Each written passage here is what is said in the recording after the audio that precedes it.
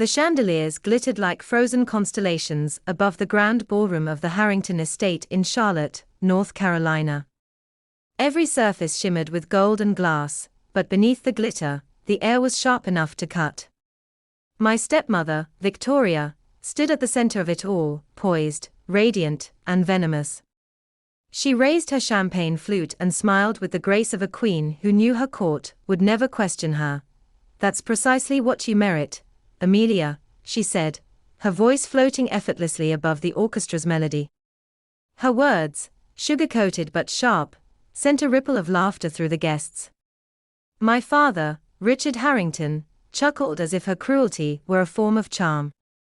I sat motionless, my hand steady around my glass, though every nerve beneath my skin trembled. In the pocket of my gown rested a small flash drive, a silent witness to everything they believed hidden. For years, I'd learned the art of silence. It was a family tradition, though no one ever called it that. My father believed that dignity meant keeping up appearances, and Victoria perfected the performance. Together, they turned truth into an unwelcome guest in our home. And me. I became invisible, a background figure in every family portrait, half smiling, half erased. When I was 14, my mother died in a car accident.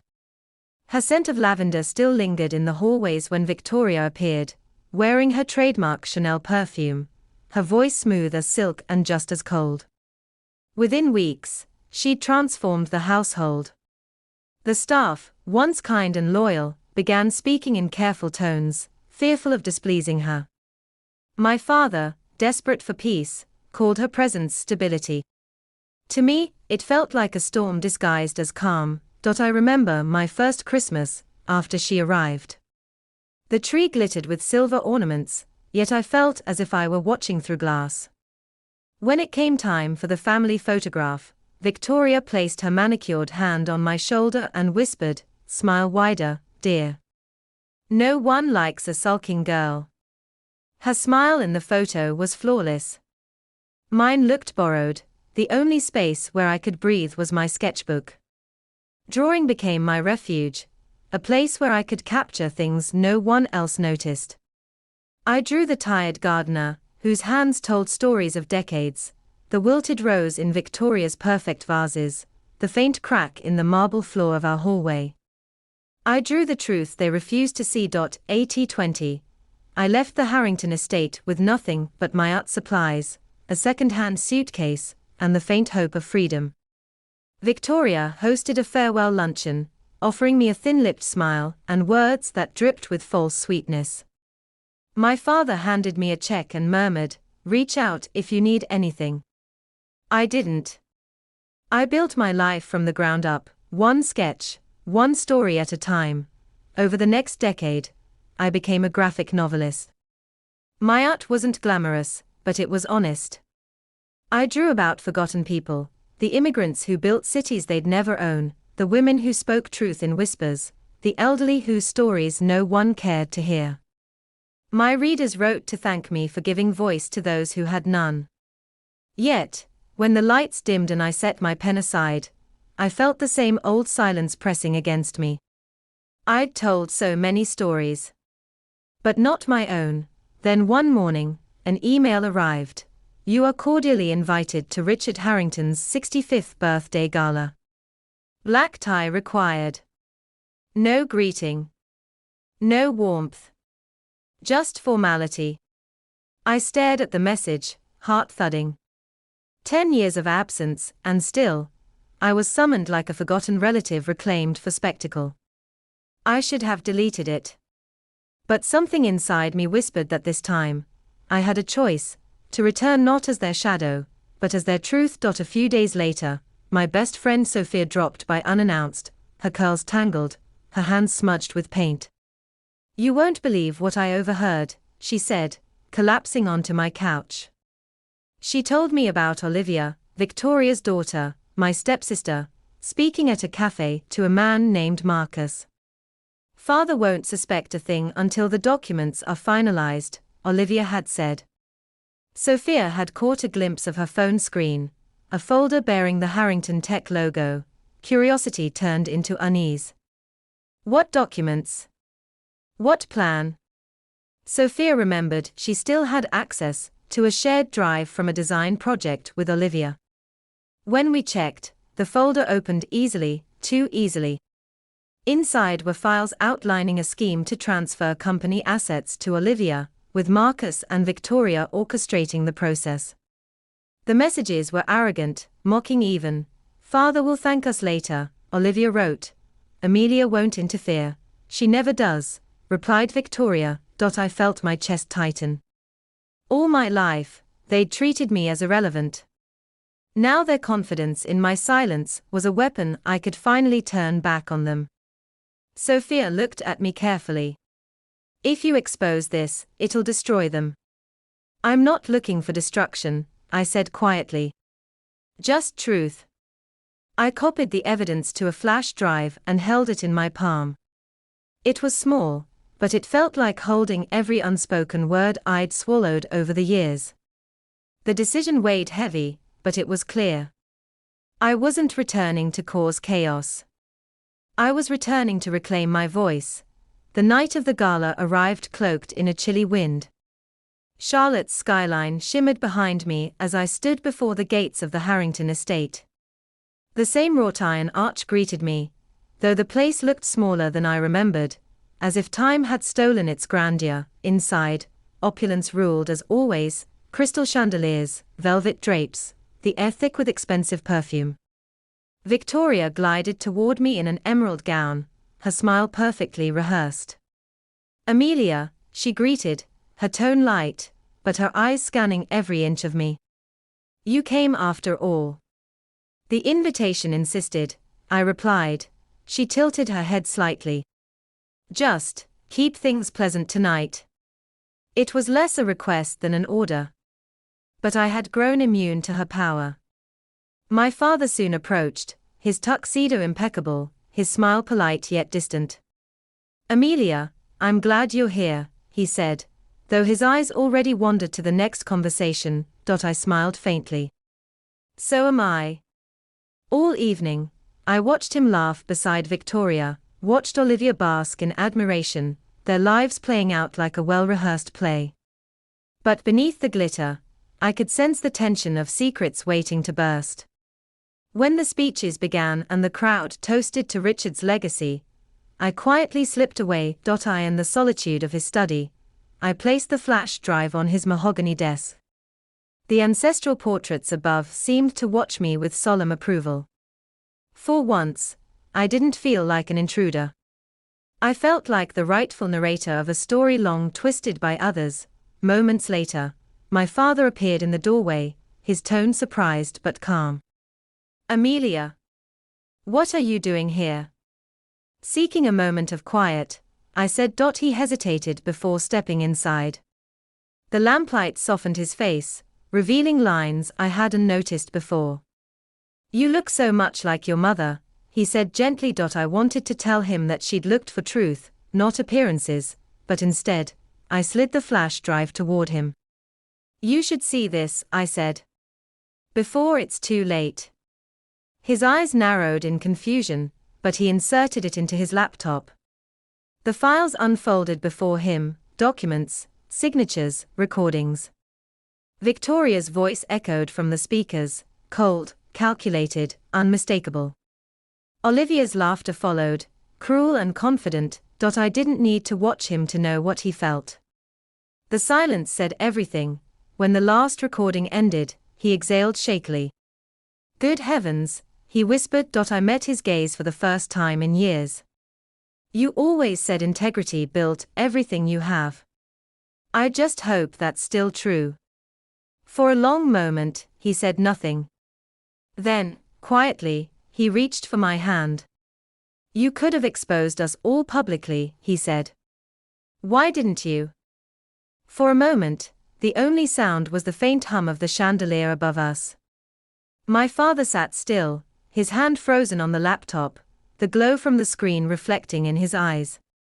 The weight of truth filled the air between us, dense, undeniable. Then, with slow deliberation, he closed the lid and rose. His voice, when it came, was quiet but steady. "Stay here, Amelia." I followed him anyway. Something deep within me knew that what came next wasn't just about exposure. It was about closure. The orchestra faltered as he re-entered the ballroom, his steps measured, his presence commanding without effort. Conversations faded mid-sentence, laughter dissolved. Victoria turned, her emerald earrings glinting under the lights, her expression polished and perfect. "Richard," she greeted lightly. "Everything all right?" "Not entirely," he replied, his tone composed yet sharp enough to still the room. He raised the small flash drive for all to see. "Perhaps you can explain this." A hush spread through the crowd like a cold wind. I watched from the archway, my heart steady for the first time in years. Victoria's face drained of color, though she masked it swiftly with a brittle smile. "I don't understand," she said, her voice trembling just slightly. "I think you do," he said evenly. "I've heard enough recordings to know deception when it stares me in the face." Beside her, Olivia faltered. "Father, please, whatever you heard, it's not what you think." But his expression silenced her. He turned to the guests, who were frozen in collective disbelief. "I apologize," he said, his tone calm, dignified. "Tonight was meant to celebrate family and legacy. Instead, it has revealed the difference between appearances and truth." The orchestra remained silent. Victoria reached for his arm, desperate now. "Richard, she's twisting this. She's trying to turn you against us." He gently pulled away. "The only person who's twisted anything is you, Victoria. You and Olivia have treated integrity as a game. And I allowed it, blinded by comfort and vanity." His words struck like thunder. For once, no one laughed, no one whispered. Even the chandeliers seemed to dim. Then he looked at me, truly looked. "Amelia," he said, gesturing for me to step forward. "You've done tonight what I should have done long ago." I hesitated, feeling every eye in the room on me. Victoria's stare burned, Olivia's was a mix of shock and humiliation. Yet, I felt no triumph. Only quiet release. My father reached into his jacket and produced 2 envelopes. "These," he said, placing them on the table beside the untouched cake, "are the conclusion of a chapter that should have ended years ago. One dissolves our marriage.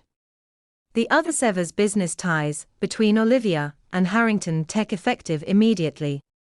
A collective gasp rippled through the hall. Victoria's hand trembled around her champagne flute. "You'd choose her over me," she hissed. He didn't raise his voice. "I'm not choosing sides.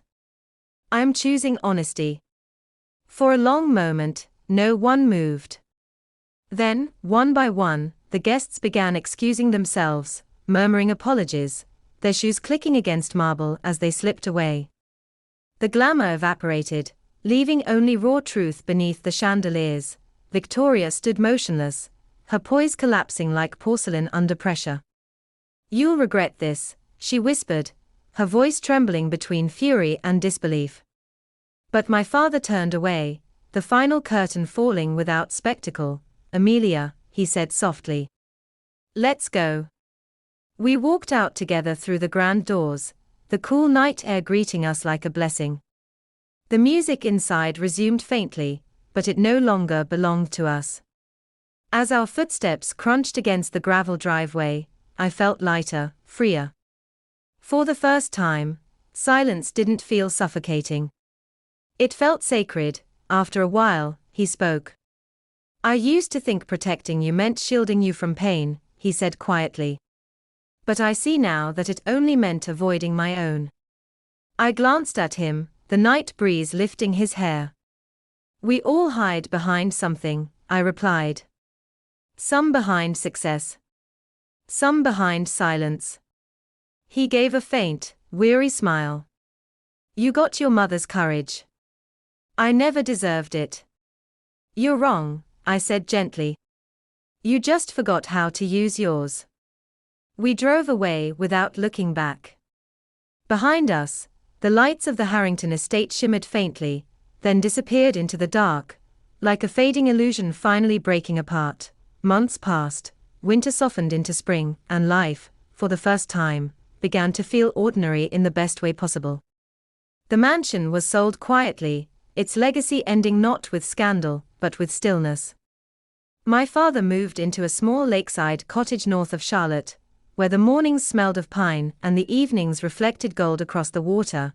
When I first visited, I found him on the porch wearing flannel instead of a suit, sipping coffee instead of brandy. "You found peace," I said, smiling. He chuckled. "Or maybe peace found me." We didn't speak of Victoria or Olivia. There was no need. The past had been addressed. The silence that followed was clean, not heavy. Sometimes, he'd ask about my work. I had started a new graphic novel, a story about forgotten heirs finding their way back to truth. It wasn't about revenge or power.